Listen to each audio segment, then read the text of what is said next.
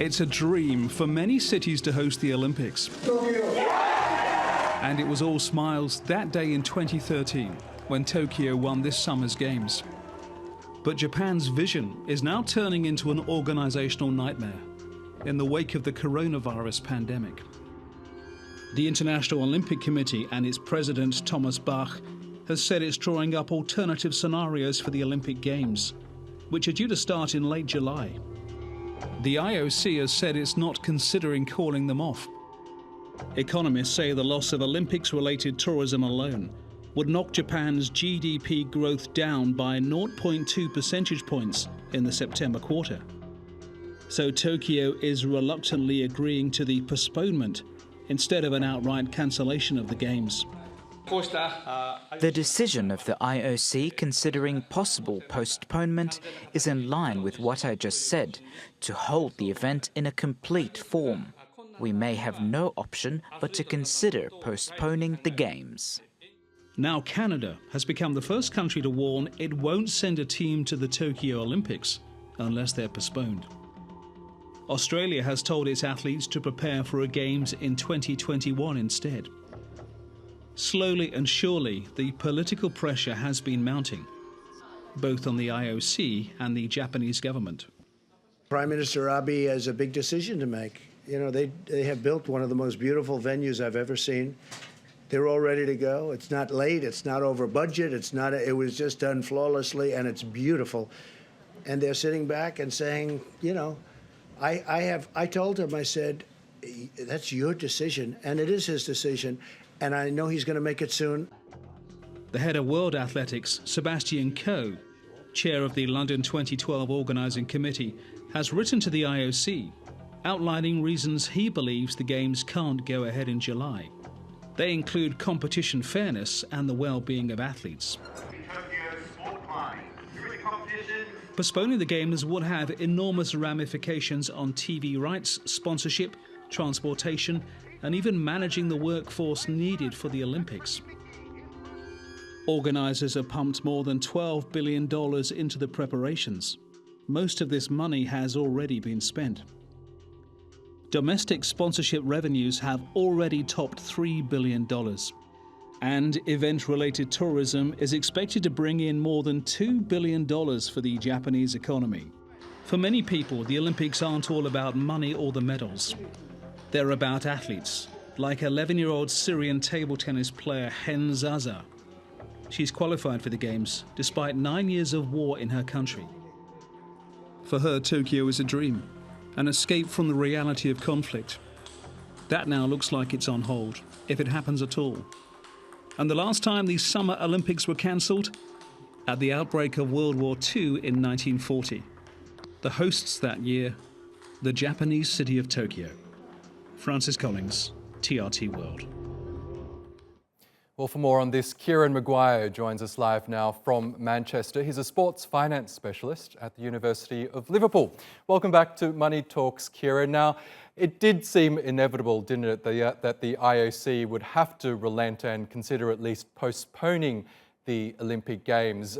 What took them so long, do you think?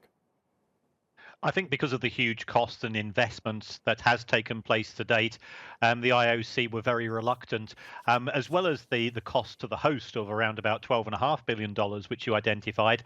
There's also the cost to the IOC itself. It works effectively on a 4-year cycle, which involves 3 years of making losses and then making a huge profit in the year in which the Summer Olympics take place.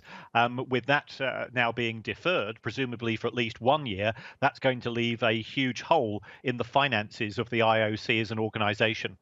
Interesting. Yeah, let's look at just the money that's at stake here, because in terms of broadcast rights, they seem to be the most lucrative aspect of these games for the IOC. One example is NBC paid $7.75 billion to broadcast the games between 2022 and 2032. So we're talking a lot of money here, aren't we? Do you think that was the main motivation then behind the IOC's reluctance?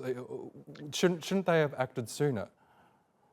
Yes, I think there's been a battle here between the people who are considering the health of the athletes, but also the health of the people attending the competition and people in Tokyo itself, and the financiers. NBC and other broadcasters might now decide to demand a rebate because the chances are that they will have advanced a significant amount of the sum that is due to hosting for the broadcast rights for this year's games.